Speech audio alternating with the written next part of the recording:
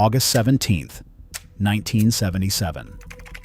The foyer of Graceland, Memphis, Tennessee. A 900-pound seamless copper casket sits beneath a crystal chandelier, its lid propped open. The body inside is dressed in a white suit with a light blue shirt and a ring engraved with the letters TCB, taking care of business. 30,000 people are lined up outside those wrought iron gates in the August heat, waiting to see the king one last time. President Jimmy Carter has ordered 300 National Guard troops to the surrounding streets just to keep the peace. Somewhere in that slow-moving river of mourners, a young man is clutching a plastic mini-camera no bigger than his palm. He has been paid by the National Enquirer. His mission is to get the one photograph the Presley family has forbidden anyone from taking. He succeeds. That night, after the viewing ends and the family retreats upstairs, he creeps back into the darkened foyer alone and fires off 4 flash photographs of Elvis Presley's dead face. One of those frames will become the best-selling tabloid cover in American history. But the people who actually prepared that body saw something far worse than any camera could capture. And one of them kept a secret for over 30 years before the truth started leaking out. If you want to know what really happened inside that embalming room, hit subscribe and stay with me. Because what the King's embalmer saw will change the way you picture Elvis Presley forever. 1. The day the King fell. On the morning of August 16, 1977, Elvis Presley was supposed to fly to Portland, Maine, to start an 11-day concert tour. He was 42 years old, living at Graceland with his fiancée Ginger Alden, and spending the week with his 9-year-old daughter Lisa Marie. The night before, he had played racquetball with his cousin Billy Smith behind the mansion, then sat at the piano and sang gospel songs. Billy later said Elvis told him this was going to be the best tour yet. Sometime after midnight, Elvis retreated to his bathroom with a book and never came out. Around 2:30 that afternoon, Ginger walked in and found him face down on the tile floor. His pajamas were bunched around his ankles. His arms lay flat at his sides. His skin had turned dark blue, almost purple. The tip of his tongue was clenched between his teeth, and his face was swollen beyond recognition. His road manager, Joe Esposito, called the Memphis Fire Department. The ambulance screamed south on Elvis Presley Boulevard, the same road that bore his name, toward the mansion gates. The 2 medics who rushed upstairs did not even recognize the man on the floor. They noticed the graying sideburns, the gold medallion around his neck. Then it hit them. No pulse. Body cold and rigid. It took several men to lift him onto the stretcher. He was enormously bloated, far heavier than anyone expected. His personal physician rode in the ambulance shouting at the body to breathe. Elvis had likely been dead for hours. He was pronounced dead at Baptist Memorial Hospital at 3:30. The news detonated across every wire service on the planet. Memphis lowered every flag to half-staff. The chaos at Graceland was only beginning. 2. The embalming room. They brought him to the Memphis Funeral Home that evening. The senior embalmer on duty had handled hundreds of bodies. None prepared him for this. The man on the steel table bore almost no resemblance to the Elvis the world remembered. Years of prescription drug abuse, a punishing diet, and chronic organ failure had wrecked him from the inside. The autopsy at Baptist Memorial was already complete, the torso cut open in the standard Y incision, examined and stitched shut. His face was swollen and discolored. His body was grotesquely bloated, well over 250 pounds on a frame the public still imagined as lean and electric. His hair, which fans pictured as jet black and slicked into that iconic pompadour, had gone gray. The embalmer drained the fluids, pumped in formaldehyde, and began the painstaking work of making Elvis look like Elvis again. The smell of chemicals filled the small room as he applied layer after layer of makeup to mask the blue-gray discoloration. He dyed the hair and sideburns back to trademark black, working carefully around the bloated features. He lined the eyes, combed and shaped and sculpted until the face in the casket at least resembled the man on the concert posters. When Elvis first arrived at the hospital, someone tagged his body John Doe. A fan got close enough to steal the original identification tag right off the gurney. A replacement was made. The embalmer kept it. He kept everything: the rubber gloves, the forceps, the lip brushes, the comb, the eyeliner, the needle injectors, the aneurysm hooks. Every instrument that touched the king's body went into a box, sealed, stored, told no one, for 33 years.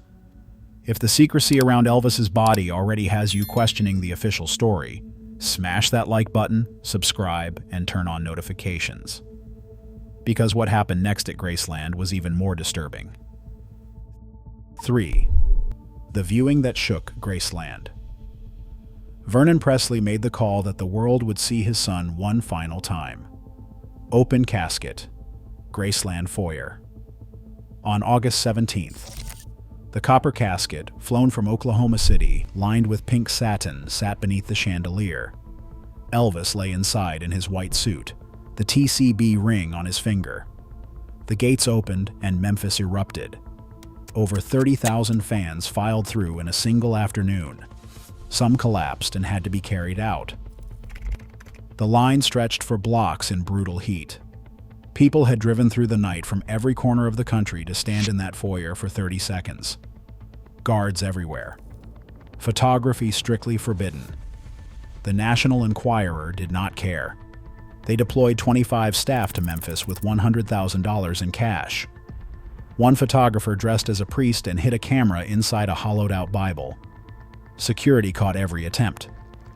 Then they found Elvis's own cousin. They gave him a tiny plastic camera with a preset flash. He waited through the viewing. After the mansion went dark, he crept back alone. 4 flashes in the silent foyer. Frame 1 was his own blurry face. Frame 2 caught the chandelier. Frame 3 was a perfect close-up of the king in his coffin. $18,000. The Enquirer's best-selling cover of all time. Tennessee sold out in 48 hours. But the camera captured something else too. Beads of moisture on the body's face. Elvis appeared to be sweating inside his copper casket. Mourners swore the skin looked waxy, almost artificial. A BBC presenter who viewed the body said the head was swollen to the size of a watermelon, and the hairstyle looked wrong. The whisper ripped through the crowd like a fever. That is not really Elvis. Meanwhile, away from the cameras, 9-year-old Lisa Marie walked up to the casket holding a thin metal bracelet. She looked at funeral director Robert Kendall and asked Mr. Kendall, "Can I give this to my daddy?" He hesitated. Priscilla hesitated. Lisa Marie would not budge.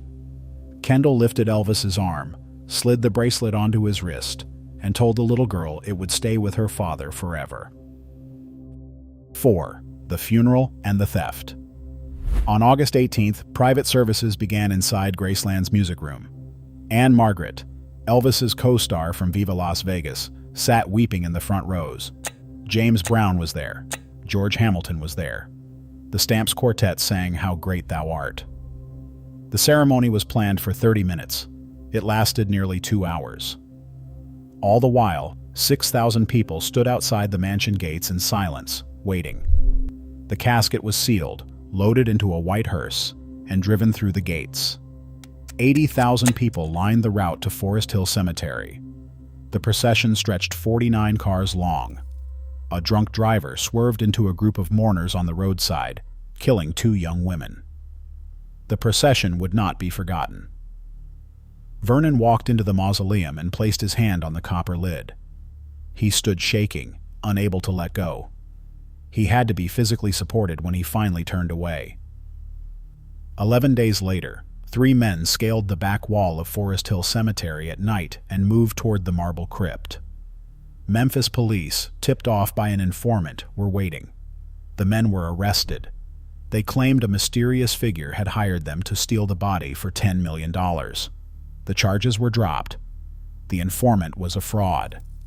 Years later, a former county deputy admitted the entire plot may have been staged by Vernon himself, who needed justification to move Elvis to Graceland, a property not zoned for burials. The fake theft gave him the excuse. On October 2nd, Elvis and Gladys were reburied in the meditation garden at Graceland. Vernon had also made one other decision that would echo for decades. He sealed the full autopsy results for 50 years. Nobody outside the family would see that report until 2027. 5. What was really buried at Graceland? The copper casket sank beneath marble. The flowers wilted, and the questions started multiplying faster than anyone could answer. Why seal an autopsy for 50 years if the cause of death was a simple heart attack? Why were 14 different drugs found in his system? Why did witnesses say the body looked waxy and artificial? Why did the face appear to sweat inside its casket? The embalmer said nothing. He packed his instruments and disappeared. When he finally surfaced in 2010, in his 80s, and tried to auction the tools through a Chicago auction house, the funeral home intervened, claimed the items were taken without consent, and shut the sale down. The embalmer vanished from public view again. Those tools included the gloves that touched the king's skin, the comb that ran through his graying hair, the eyeliner that redrew his famous features, and the John Doe tag strapped to the foot of the most recognized man on the planet. 33 years he held onto them. Why keep instruments from just another body? Why lock them away and refuse to speak unless there was something about that night, something about what he saw on that steel table, that could not be explained by a simple heart attack? The conspiracies never stopped. The wax dummy theory, the faked death theory. Elvis had been made an honorary federal agent by Nixon in 1970, and some believe he was relocated into witness protection to escape organized crime threats.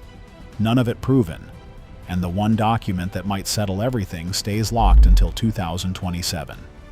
What we know for certain is that Elvis's physician prescribed over 10,000 doses of sedatives, amphetamines, and narcotics in the final 8 months of his life.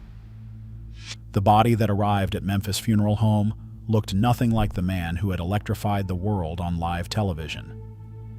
And the embalmer who rebuilt the king's face from ruin carried what he saw to the end of his days. Elvis Presley was already gone long before August 16, 1977. The drugs had taken him. The isolation had taken him. The crushing weight of being the most famous man alive had hollowed him out from the inside. What they lowered into that copper casket was not the king. It was what remained after the kingdom had already crumbled. The embalmer who held the tools and kept the silence understood that before anyone. The real Elvis did not die on a bathroom floor. He vanished slowly, in plain sight, while the whole world watched and chose not to see. If this story has you questioning how much of the official account is true, hit subscribe and turn on notifications. The sealed autopsy opens in 2027.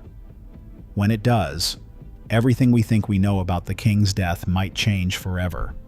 Stay curious, stay relentless, and never stop asking the questions they buried with the king.